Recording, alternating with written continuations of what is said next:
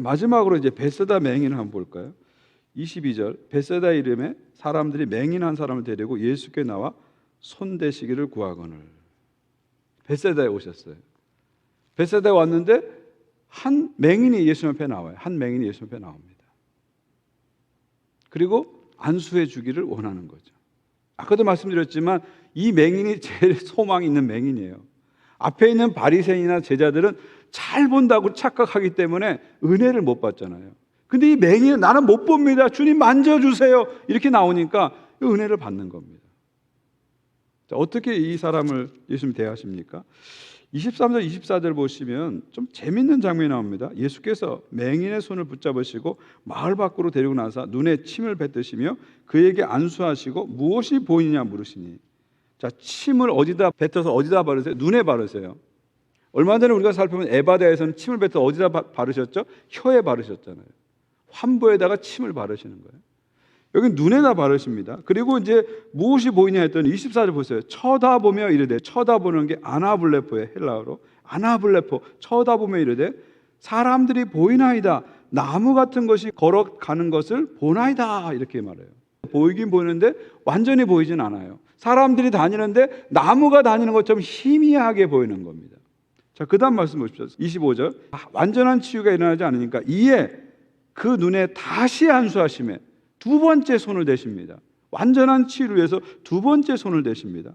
그러자 어떤 일이 납니까? 그가 주목하여 보더니, 여기서 주목하여 본다, 디아블레포, 좀 더 명확하게 보죠. 디아블레포, 주목하여 보더니 나서 모든 것을 밝히 보는지라. 엔브레포, 더 명확하게 보게 되는 거예요. 완전하게 명확하게 보게 되는 거죠. 이 베세다 맹인을 치유하는 것은 갈릴리 사역의 마지막 기적입니다. 이 기적을 행하신 다음에 예수님께서는 가이사라 빌립보로 올라가셔서 베드로로부터 주는 그리스도시라는 그 고백을 받게 되죠. 그런 다음에 예루살렘으로 가셔서 결국 십자가에 죽으시고 부활하시는 마지막 사역을 하십니다. 그리고 베세다 맹인의 치유의 특이한 것은 단계적으로 치유가 이루어진다는 거예요. 성경 전체에서, 복음서 전체에서 단계적 치유가 나오는 유일한 경우입니다. 자, 그렇다면 예수님이 왜 단계적으로 치유하셨을까? 왜 단계적으로 치유했을까요? 이때는 좀 능력이 딸리셔서 그랬을까요? 그런 건 아니죠. 주님의 능력은 변함이 없습니다. 그 이유는 이것을 통해서 뭔가 영적인 진리를 우리에게 보여주기 원하시는 거죠. 지금 이 베세다 맹인의 치유와 앞에 있는 제자들과의 상황이 연결됩니다. 제자들에게 너희들은 왜 눈이 있어도 보지 못하느냐, 너희들이 영적 맹인이구나 말씀하시고 그 다음에 베세다 치유가 나옵니다. 그러니까 제자들이 눈 뜨는 과정도 이렇게 단계적으로 이루어지는 것을 보여주는 거죠. 그래서 많은 성경학자들은 이 베세다 맹인의 단계적 치유는 제자들의 영적 성장과 영적 눈뜸의 과정을 상징하는 것이다, 이렇게 얘기합니다. 여러분, 제자들은요, 처음부터 예수님을 알지 못했어요. 알지 못하는 상태에서 예수님 쫓은 거예요. 근데 쫓다 보니까 예수님의 기적도 보게 되고 말씀도 듣게 됩니다. 그러면서 예수님은 그리스도시다, 이렇게 고백을 하죠. 근데 그 고백을 하는 순간에도 사실 제자들은 예수님을 완전히 알지 못했어요. 그래서 십자가 앞에서 도망갔잖아요.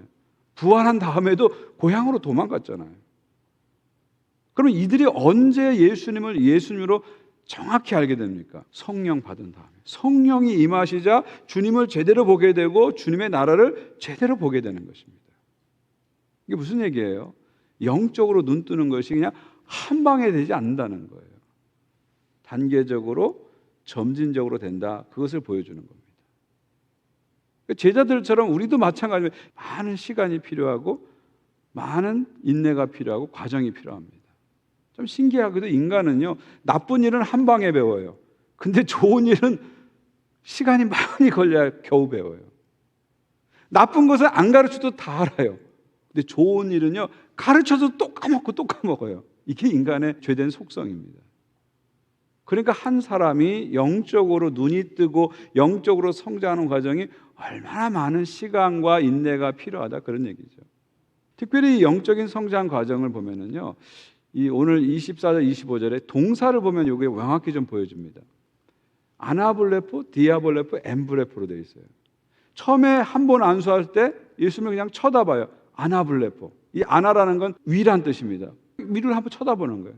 그 다음에 두 번째 안수하니까 좀 더 주목해서 보게 돼요. 디아블레포, 디아라는 수로입니다. 좀 더 깊이 보게 되는 거예요. 마지막에 완전 치유가 되는 때는 모든 것을 밝히보다 엔블레포입니다. 엔이라는 건 인입니다. 들어가서 보는 거예요. 그러니까 이 블레포라는 보다라는 동사를 가지고 이 앞에 전치사를 집어넣어 가지고 마가는 이 과정이 이런 점진적 과정이 이루어지는 것을 우리에게 명확히 보여주는 거죠. 그냥 주님을 쳐다보는 아나블레포에서 좀 더 주목해서 보는 디아블레포로 갔다가 나중에 밝히 보는 엔블레포, 안으로 들어가서 보는 엔블레포 단계까지 간다는 거죠. 이 세 가지 동사를 이렇게 보면서 저는 우리의 영적인 상태를 한번 볼 수 있지 않을까 그런 생각이 들어요. 여러분은 지금 주님을 보시는데 어떤 단계를 보고 계십니까? 제가 봤을 때 교회 안에는 아나블레포도 있고 디아블레포도 있고 엔블레포도 있고 다 있는 것 같아요. 어떤 분들은 그냥 아나블레포예요. 그냥 주님을 그냥 한번 쳐다보는 거예요. 주님에 대해서 피상적인 관심밖에 없는 거예요. 어떤 분들은 디아블레포, 주님에 대해서 좀 더 깊은 관심을 가져요. 주목해서 보는 거예요. 말씀에 대해서 관심을 갖기 시작하는 거예요. 마지막 엔블레포는 뭡니까? 주님 안에 깊이 들어가서 주님이 내 안에 있고 내가 주님 안에 있으면서 주님과 교제하는 삶을 사는 거죠. 여러분은 어떤 단계에 있습니까? 저는 여러분이 어떤 단계에 있든 간에 다음 단계를 사모하고 갈망하는 그런 믿음의 상태가 되길 바랍니다. 내가 아나블레포면은요, 나 디아블레포로 가겠다는 갈망을 가지십시오.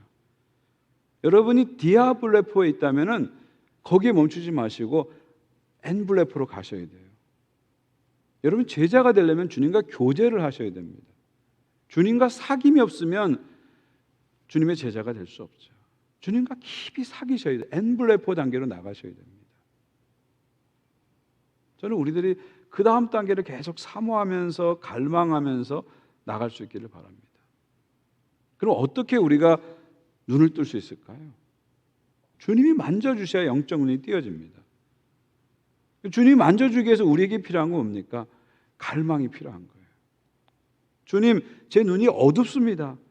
그래서 주님을 제대로 보지 못합니다. 주님의 말씀을 제대로 보지 못합니다. 어렵고 힘든 상황이 생기면 주님을 잊어버립니다. 제 눈을 떠주십시오. 이런 간절한 마음이 있어야 됩니다.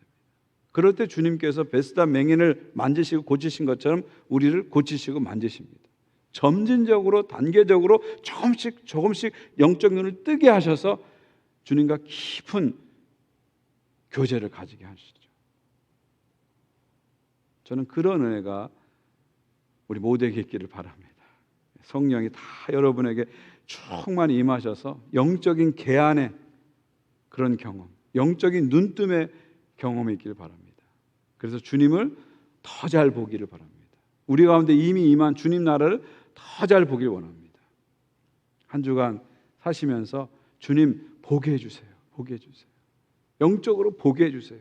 모든 상황 속에서 주님을 놓치지 않게 도와주세요. 주님을 바라보게 도와주세요. 주님의 나라, 이미 임한 주님의 나라를 보게 해주세요. 그런 영적인 눈뜸을 저에게 허락해 주세요. 그런 기도를 가지고 한 주간을 살아가시는 여러분 되시기를 주님의 이름으로 축원드립니다.